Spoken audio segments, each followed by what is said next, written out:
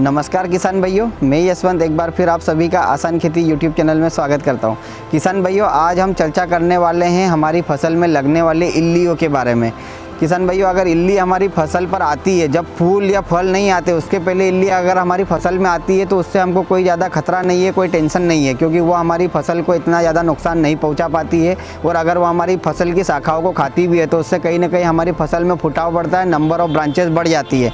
लेकिन ऐसा नहीं है कि उनको एकदम खाने पीने देना है, उनको कंट्रोल करना ज़रूरी होता है। लेकिन जब हमारी फसल फूल और फल की अवस्था में होती है उस समय इल्लियों का प्रकोप अगर हमारी फसल पर बढ़ जाता है तो हमारे फल काफ़ी ज़्यादा डैमेज होते हैं और उसके कारण हमारी फसल की गुणवत्ता भी गिरती है और जो नंबर ऑफ फ्रूट है वो भी कम हो जाते हैं, जिसके कारण हमारे उत्पादन पर सीधा सीधा इफेक्ट आ जाता है।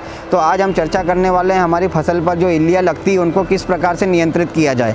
तो जब हमारी फसल पर फूल और फल नहीं आते, उससे पहले कोई इतना हेवी अटैक हमारी फसल पर नहीं होता है, तो उस समय हम जो मार्केट में सस्ती और सुंदर दवाइयाँ हैं हम उसका उपयोग करें। उसके बाद में धीरे धीरे हम रेंज बढ़ाते चले।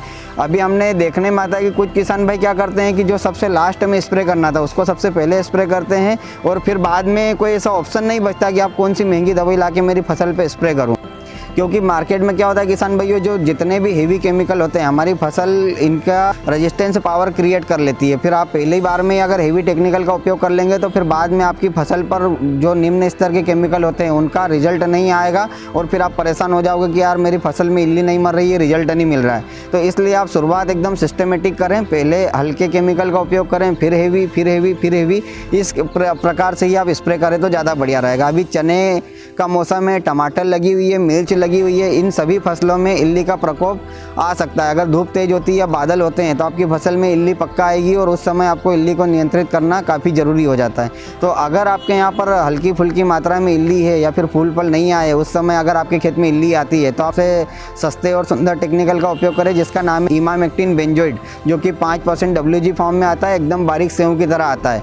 सबसे सुंदर और बहुत बढ़िया टेक्निकल है किसान साथी। और सबसे बड़ी बात यह कि सिस्टमिक टेक्निकल है। अगर आप उसका स्प्रे करोगे व्यवस्थित तरीके से तो वो फसल में पत्तियों के माध्यम से पूरा अंदर तक रगों में फैल जाएगा और पूरे पौधे को जहरीला बना देगा। जिस भी हिस्से को इल्ली खाएगी वहाँ से मरना पड़ेगा। लेकिन अब इमामेक्टिन क्या है, हर छोटी से लेकर बड़ी कंपनी, हर कंपनी इमामेक्टिन बनाती है। तो आपको थोड़ा सा मिडिल ऑर्डर की कंपनी का चयन करना है और थोड़ा सा अच्छी कंपनी का ये टेक्निकल लाना है, तभी आपको रिजल्ट देखने को मिलेंगे।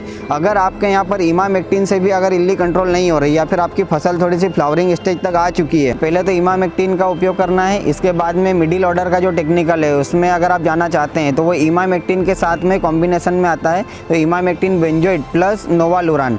इमामेक्टिन बेंजोइड सिस्टमिक है जो पूरे पौधे में फैलेगा, पूरे पौधे को जहरीला बना के रखेगा। और इसी के साथ में जो नोवालुरान आता है वो टच पॉइजन है, इसके टच में जो भी आएगा वो मरेगा। और साथ ही साथ गैस पॉइजन भी है। रात में जब पौधे में गैस बनेगी, अगर कोई छुपी इल्ली है तो गैस के कारण बाहर निकलेगी, फिर खा के मरेगी। तो इस प्रकार से आपका काफ़ी अच्छा काम होगा। पहले इमामेक्टिन का उपयोग किया, फिर आपने नोवालुरान प्लस इमामेक्टिन जो टेक्निकल आता है इसका उपयोग कर सकते हैं। ये जैसे आपका अडामा इंडिया की 12J में आता है, बेस्ट एग्रो का मास्टरी में आता है, तो आप इनका उपयोग भी कर सकते हैं। फिर आती है लास्ट स्टेज, जब आपकी फ्रूटिंग अवस्था है फसल की और उस समय अगर आपके यहाँ पे इल्ली कंट्रोल नहीं हो रही है, अगर आपने इमामेक्टिन डाला उससे भी कंट्रोल नहीं हुई, इमामेक्टिन बेंजोइड नोवालुरान डाला उससे भी कंट्रोल नहीं हुई, तो फिर आपको थर्ड स्टेज पे जाना है जो कि सबसे लास्ट वाला टेक्निकल है, क्लोरइंट्रानिलिप्रोल। ये आपको काफ़ी सारी कंपनियों में अब देखने को मिलेगा। इससे पहले सिर्फ कोराजन में आता था जो कि FMC का था, लेकिन अभी आपको ये काफ़ी सारी कंपनियों के प्रोडक्ट में मिल जाएगा। जैसे बेस्ट एग्रो का सिटीजन में आता है, उसके बाद में UPL कंपनी का आता है, स्वाल का आता है, और भी काफ़ी सारी कंपनियों का अब ये टेक्निकल आने लगा है। तो आपको जो भी अच्छी कंपनी का ये प्रोडक्ट मिल जाए तो आप उसका उपयोग कर सकते हैं। क्लोरइंट्रानिलिप्रोल 17.5% में आता है। तो इस प्रकार से इल्ली को आप पूरी तरीके से नियंत्रित कर सकते हैं किसान साथियों। बस इतना सा ध्यान रखना है, कोई सी भी बीमारी हो हमारी फसल पर अगर आती है तो पहले हमको हल्के से स्टार्ट करना है, फिर आपको हेवी की तरफ जाना है। अगर आपके यहाँ पर मक्का लगा और मक्के में इल्ली आती है तो मक्के की इल्ली के लिए तो सबसे बेस्ट ऑप्शन है गैस पॉइजन या टच पॉइजन, जिसमें आप प्रोफेनो साइपर का उपयोग कर सकते हैं, जो कि प्रोफेनो 40% और साइपरमेथ्रिन 4% की मात्रा में होता है। बहुत सारी कंपनियों का आता है, जैसे प्रोफेक्स सुपर हो गया, सिंजेंटा का पॉलीट्रीन हो गया, इस प्रकार से बहुत सारी कंपनियों का आता है। इसी के साथ में टच पॉइजन में जैसे आप क्लोरोपाइरीफास का उपयोग कर सकते हैं, अल्फा साइपरमेथ्रिन का उपयोग कर सकते हैं, लेकिन टच पॉइजन का उपयोग करें मक्के में, सस्ता और सुंदर, काफ़ी सस्ता पड़ेगा और आसानी से आपकी इल्ली कंट्रोल भी होगी। और जितनी भी प्रकार की आप इल्ली की दवाई का उपयोग कर रहे हैं किसान भैया, उसके साथ में आप सिलिकॉन चिप को ऐड करना न भूलें। 5 से 10 ml प्रति 15 लीटर की दर से इसका उपयोग होता है, लेकिन आपकी दवाई को काफ़ी इफेक्टिव बना देगा, रिजल्ट के प्रतिशत को बढ़ा देगा। अगर आपने दवाई का स्प्रे किया, आपको 80% रिजल्ट मिला है, तो चिपको मिलाने के बाद में आपको 100% रिजल्ट मिलेगा। क्योंकि कुछ पौधों में ऐसे हिस्से होते हैं जहाँ पर दवाई नहीं पहुँच पाती है, लेकिन जो हमारा सिलिकॉन चिपको है आपकी दवाई को वहाँ तक ले जाने का काम करेगा। इस प्रकार से आपके रिजल्ट की इफ़िशियंसी को बढ़ा देगा। तो इस प्रकार से आप आपकी फसल से इल्ली को ख़त्म कर सकते हैं।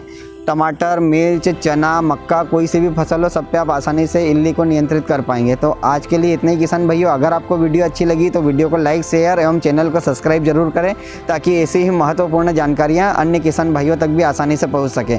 तो आज के लिए इतने ही किसान भाइयों, धन्यवाद।